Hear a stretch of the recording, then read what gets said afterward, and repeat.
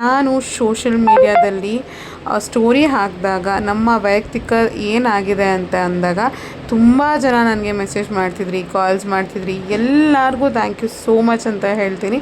ಏನಾಗಿತ್ತು ಅಂತ ನಾನು ನಿಮಗೆ ಒಂದು ಕ್ಲಾರಿಟಿ ವಿಡಿಯೋನ ಕೊಡ್ತಾಯಿದ್ದೀನಿ. ಅದಕ್ಕಿಂತ ಮುಂಚೆ ನನ್ನ ಚಾನಲ್ನ ಯಾರಿನ್ನ ಸಬ್ಸ್ಕ್ರೈಬ್ ಆಗಿಲ್ಲ ಸಬ್ಸ್ಕ್ರೈಬ್ ಮಾಡ್ಕೊಳ್ಳಿ. ಇವ್ರು ಬಂದು ನನ್ನ ಹಸ್ಬೆಂಡ್ ಅವ್ರ ಅಮ್ಮ. ಸೊ ಇವರು 3 ಇಯರ್ಸ್ ಬ್ಯಾಕು ನಾವು ಅಂದರೆ ನಮ್ಮನ್ನು ಬಿಟ್ಟು ಅವ್ರ ಮಗಳ ಮನೆಗೆ ಹೋಗ್ತಾರೆ. ಸೊ ಅಲ್ಲಿ ಅವರು ಮನೆ ತೋರಿಸ್ತಾರೆ, ಇವ್ರ ದುಡ್ಡಲ್ಲೇ ಆ ಮನೆನ ತೊಗೊತಾರೆ. ಮನೆ ತೊಗೊಳ್ಳೋ ಟೈಮಲ್ಲಿ ರಿಜಿಸ್ಟ್ರೇಷನ್ ದಿವಸ ಮಗಳು ಅವಳ ಹೆಸ್ರಿಗೆ ಮಾಡಿಸ್ಕೊತಾಳೆ ಜಾಯಿಂಟ್ ಹಾಕ್ಸ್ಕೊಂಡು.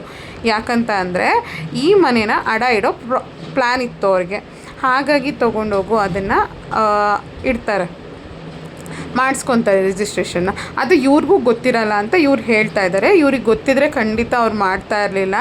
ಬಿಕಾಸ್ ಇವ್ರು ಯಾರಿಗೂ ₹1 ಬಿಚ್ಚಲ್ಲ ಅಥವಾ ಯಾರಿಗೂ ₹1 ಸಿಕ್ಸಲ್ಲ. ಅವಾಗಿಂದನೂ ಇವ್ರು ಹಾಗೆ ಬಂದಿರೋದು. ನಾನು ನೋಡಿದಾಗಿಂದನೂ ಹಾಗೇನೆ. ಇವ್ರಿಗೆ ಗೊತ್ತಿಲ್ಲದೇ ಅವರು ಜಾಯಿಂಟ್ ಹೆಸ್ರನ್ನ ಮಾಡಿಸ್ಕೊಂಡು ಮನೆ ಪೇಪರ್ನ ಅಡ ಇಟ್ಟು ಅಮೌಂಟ್ನ ತೊಗೋತಾರೆ. ಅದರದ್ದು ಪ್ರೂಫ್ ನಾನು ಇಲ್ಲಿ ಹಾಕಿರ್ತೀನಿ. 15 lakhs 2 ಇಯರ್ಸ್ವರೆಗೂ ಬಡ್ಡಿ ಕಟ್ಟದೆ ತುಂಬಾ ಬಡ್ಡಿ ಬೆಳ್ಕೊಂಡಿರುತ್ತೆ. ಇದು ಅವ್ರ ಮನೆಯೇ, ಬಡ್ಡಿ ಕೊಟ್ಟಿರೋರ ಮನೆಯೇ ಇದು. ಅವ್ರ ಹತ್ರ ಹೋಗಿ ನಾವು ತುಂಬ ರಿಕ್ವೆಸ್ಟ್ ಮಾಡ್ಕೊಂಡ್ವಿ. ನಾವು ನನ್ನ ಹಸ್ಬೆಂಡ್ ಏನಂದರೆ ಟ್ರಾನ್ಸ್ಫರ್ ಮಾಡಿದ್ರು, ಅಂದರೆ ಇವ್ರ ಮಗಳಿಗೆ ಕಟ್ಟಿ ಅಂತ ನಾವು ಹೇಳಿದ್ವಿ. ನಾವು ಅಸ್ಲನ್ನು ನಾವು ತೀರಿಸಿದ್ದೀವಿ, ಬಡ್ಡಿ ನೀವು ಕಟ್ಟಿ ಅಂತ ಹೇಳಿದ್ವಿ. ಬಟ್ ಅವರು ನಮ್ಮ ಹತ್ರ ಕಾಸಿಲ್ಲ, ನಾವು ಕಟ್ಟೋಕ್ಕಾಗೋದಿಲ್ಲ ಆ ಥರ ನಮ್ಮ ಹತ್ರ ಮಾತಾಡಿದ್ರು. ನಾವು ಅದಕ್ಕೇನೆ ಡಿಸೈಡ್ ಮಾಡಿಕೊಂಡು, ಯಾಕಂದರೆ 7 lakhs ಅಷ್ಟು ಬಡ್ಡಿ ನಾವು ಕೊಡೋಕ್ಕಾಗೋದಿಲ್ಲ. ಅದಕ್ಕೆ ನಾವು ಅವ್ರ ಮನೆ ಬಾಗಿಲಿಗೆ ಹೋಗಿದ್ವಿ. ಬಟ್ ಅವ್ರ ಮಗ ಇದು, ಅವ್ರ ಮನೆ ಬಾಗಿಲಿಗೆ ನಾವು ಹೋದ್ವಿ. ನಾವು ಒಂದೇ ಮಾತು ಕೇಳಿದ್ದು, ನಮಗೆ 3 ಲಕ್ಷ ನನ್ನ ಹಸ್ಬೆಂಡ್ ಹೇಳಿದ್ರು, 3 ಲಕ್ಷ ನಾವು ಕಟ್ತೀವಿ, ಇನ್ನು 3 ಲಕ್ಷ ನೀವು ಕಟ್ಕೊಳ್ಳಿ ಅಂತ ಅವ್ರ ಅಕ್ಕನ ಹೇಳಿದ್ರು. ಅವರು ಇಲ್ಲ, ನನ್ನ ಕೈಲಿ ಆಗಲ್ಲ, ನಾವು ಕಟ್ಟಲ್ಲ, ಮಾಡೋಕ್ಕಾಗಲ್ಲ ಅಂತಲೇ ಅವರು ರಿಪ್ಲೈ ಬಂತು.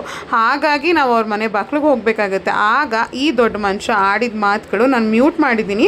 ಬಟ್ ನಾನು ತೋರ್ಸೋಕ್ಕಾಗಲ್ಲ, ಅಂದರೆ ಕೇಳ್ಸೋಕ್ಕಾಗಲ್ಲ. ಅಷ್ಟು ಕೆಟ್ಟ ಮಾತುಗಳು, ಕೆಟ್ಟ ಪದಗಳು ತೊಗೊಂಡು ಅವರೇ ಹೇಳಿದ್ದಾರೆ, ಬಡ್ಡಿ ಕೊಟ್ಟಿರೋರೇ ಹೇಳಿದ್ದಾರೆ, ಮಗನ ಎಜುಕೇಷನ್ಗೆ ತೊಗೊತಾ ಇದ್ದೀನಿ ಅಂತ ತೊಗೊಂಡಿದ್ದು ಅಂತ. ಸೊ ಆ ಮನುಷ್ಯ ಮಾತಾಡ್ತಿರೋ ಮಾತುಗಳು, ನಾಯಿಗಳು ಬಂದಿದ್ದಾರೆ ಮನೆಗೆ. ಇಂಥ ನಾಯಿಗಳು ದುಡ್ಡಲ್ಲಿ ಬದುಕಿದ್ದು ಯಾಕೆ? ಮತ್ತೆ ನಾನು ಕ್ವೆಶನ್ ಮಾಡ್ತಿರೋದು ಒಂದೇ, ಇಂಥ ನಾಯಿಗಳ ದುಡ್ಡಲ್ಲಿ ಯಾಕೆ ಬದುಕಿದ್ರು ಇವರೆಲ್ಲ? ತಮ್ಮಂಗೆ ಯಾಕೆ ಮೋಸ ಮಾಡಿದ್ರು? ಒಡ ಹುಟ್ಟಿದಕ್ಕೆ ಏನು ಅರ್ಥ ಬಂತು? ಸಾಕಿದ್ದಕ್ಕೆ ಏನು ಅರ್ಥ ಬಂತು? ಸೊ ನನಗೆ ಒಂದು ಅಪ್ಪ ಅಮ್ಮ ಯೂಸ್ ಮಾಡ್ತಾನೆ, ಆ ಪದಕ್ಕೆ ನನ್ನ ಹಸ್ಬೆಂಡ್ ಬಂದಿಲ್ಲ. ಸೊ ನಾವಿದ್ದಾರೆ ಅಂತ ಹೋದ್ವಿ, ಬಟ್ ಅವ್ರು ಅಲ್ಲಿ ಇರಲಿಲ್ಲ. ಹಾಗಾಗಿ ನಾವು ಏನು ಮಾತಾಡಿದೆ, ಇವ್ನು ಮಾತಾಡಿದಕ್ಕೆ ನಾನು ಟ್ರಿಗರ್ ಆದರೆ ನಾನು ಇವನ್ ಸವಾಸಕ್ಕೆ ಹೋಗಿರಲಿಲ್ಲ. ಬಿಕಾಸ್ ಐ ಡೋಂಟ್ ವಾಂಟ್ ಈ ಮಕ್ಕಳನ್ನ ಇಂಟರ್ಫಿಯರ್ ಮಾಡಬಾರ್ದು ಅಂತಲೇ ನಾನು ಇದ್ದಿದ್ದು. ಬಟ್ ಅವ್ನು ಆಡಿದ ಮಾತು, ಅವ್ನು ಆಡಿದ ವೇ ಡೆಫಿನೆಟ್ಲಿ ಯಾರೂ ಸಹಿಸ್ಕೊತಾ ಇರಲಿಲ್ಲ. ಅದಾದಮೇಲೆ ನನಗೊಂದು ಕೋಲ್ ತರ್ತಾನೆ, ತೊಗೊಬಂದು ಹೊಡಿಯೋಕ್ಕೆ ನೋಡ್ತಾನೆ. ಬಟ್ ನಾನು ನನ್ನ ಹಸ್ಬೆಂಡ್ ಅಲ್ಲಿಂದ ಬರ್ತೀವಿ. ಅವ್ರ ಅಪ್ಪ ಅಮ್ಮ ಇಲ್ವಲ್ಲ, ಇನ್ನೇನು ಮಾತಾಡೋದು, ಬಾ ಅಂತ ಅಂದರು. ಸರಿ ಆಯ್ತು, ಮುಗಿಸ್ಕೊಂಡು ಅಲ್ಲಿಂದ ಹೋಗ್ತೀವಿ. ನಾವು ಕೇಳಿದ್ದು ಒಂದೇ, ಬಡ್ಡಿ ಕಟ್ಟಿ ಮನೆ ಉಳಿಸ್ಕೊಳ್ಬೇಕು, ನಾವು ಬಡ್ಡಿ ಕಟ್ಟಿ. ಇಲ್ಲ, ಆಗಲ್ಲ, ಕಟ್ಟೋ ಯೋಗ್ಯತೆ ಇಲ್ಲ ಅಂದರೆ ಬಡ್ಡಿ ಯಾಕೆ ತೊಗೊಂಡ್ರು? ಫಸ್ಟ್ ಅವ್ರು ಅವ್ರ ಅಕ್ಕ ಇನ್ನೊಂದು ಹೇಳ್ತಾರೆ, ನಮ್ಮಪ್ಪಂದು ಅಂತಾರೆ. ಸರಿ, ಇವ್ರ ಅಪ್ಪಂದೆ, ನಮ್ಮಪ್ಪ ಅಲ್ಲ, ಅದು ಅವರಪ್ಪನೇ. ಅದು ಅವ್ರು ಬಂದು ನೀನು ಕೂತ್ಕೊಂಡು ಕಾಸು ಬೇಕು, ಇಂಥ ಕೆಲಸ ಮಾಡಿದ್ದೀನಿ ಅಂತ ಕೇಳ್ತಾರ.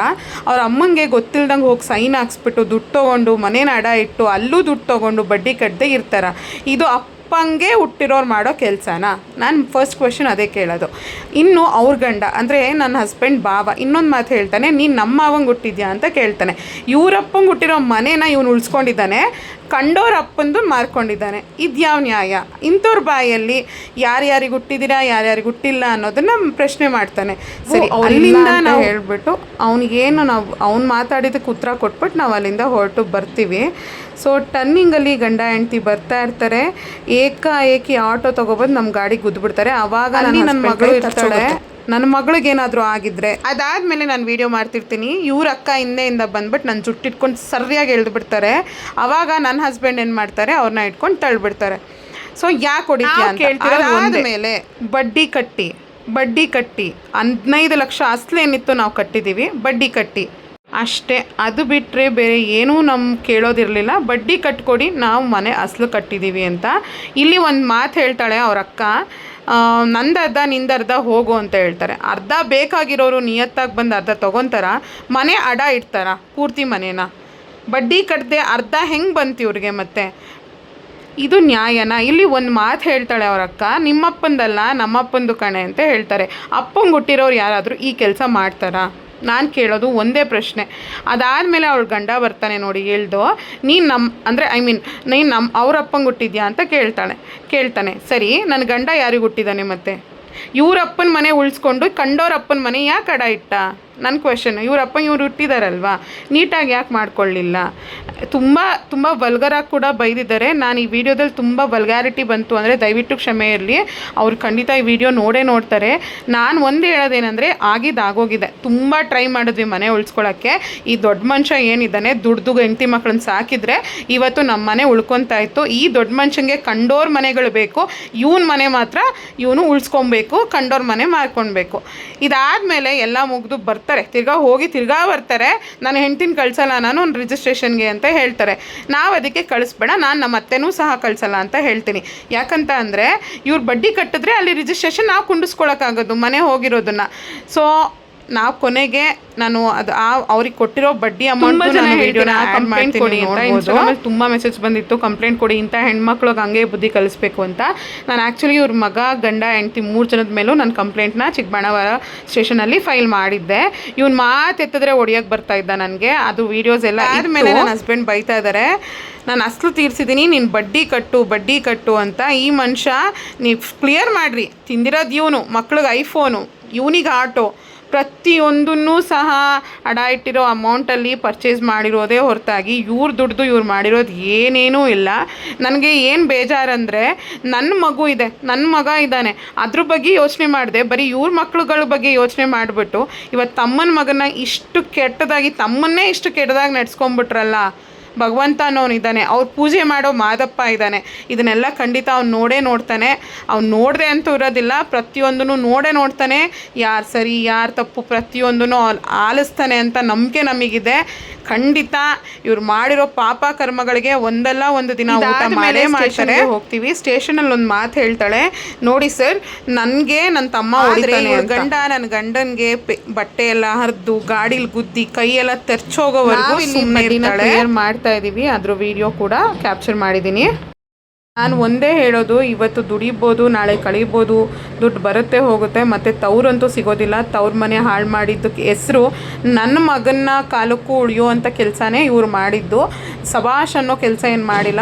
ಹುಟ್ಟಿದವಳು ಇಷ್ಟು ಕೆಟ್ಟದಾಗಿ ಮೋಸ ಮಾಡಿ ರೋಡಲ್ಲಿ ನಿಂತು ಅವಳು ಸಾಲ ಎಲ್ಲ ತೀರ್ಸಾದ್ಮೇಲೂ ಈ ಥರ ನಮ್ಮನ್ನು ಟ್ರೀಟ್ ಮಾಡಿದ್ದು, ಸಾಲ ಎಲ್ಲ ತೀರ್ಸಾದ್ಮೇಲೂ ಸಹ ಒಂದು ಕರ್ಟಸಿ ಇಲ್ದಂಗೆ ರೋಡಲ್ಲಿ ಇಟ್ಕೊಂಡು ಹೊಡೆದಿದ್ದಿದೆಯಲ್ವ, ಅದು ತುಂಬ ಕೆಟ್ಟ ಒಂದು ಕೆಲಸ.